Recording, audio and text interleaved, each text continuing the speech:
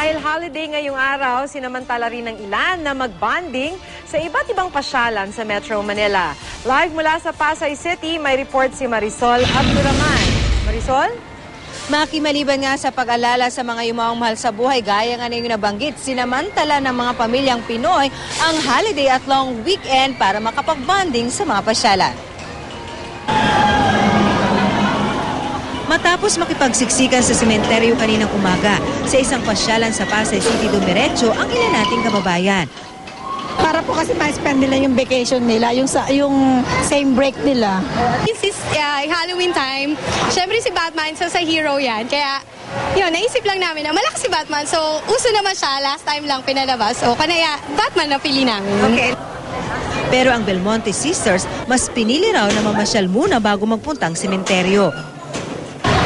Happy muna bago yung ano. Marami pa kasing tao ngayon, crowded pa ang tao. So, dito muna kami.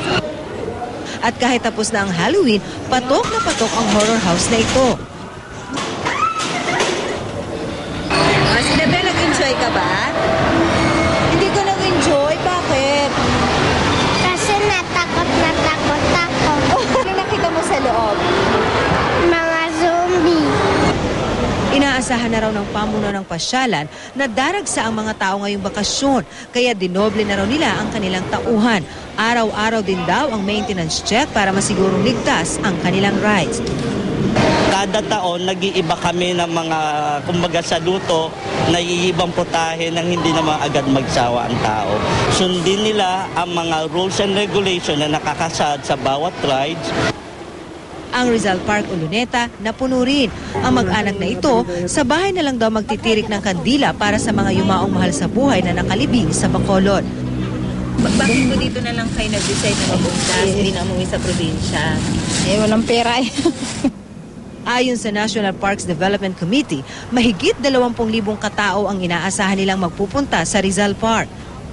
Ito lang isa sa mga lugar sa Maynila or sa Metro Manila na talaga namang mapuno na pwede silang magtumakbo, maglaro, maglagay ng banig nila dyan or ina-assure ng ating management ng NPDC na secure ang mga kababayan natin pupunta dito. May ilan ding namasyal sa Manila Bay.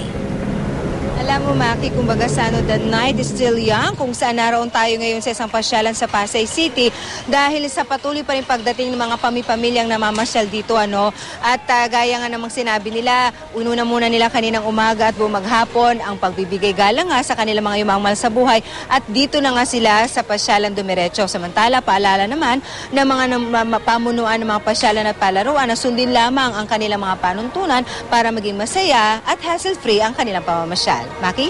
Maraming salamat, Marisol Abduraman.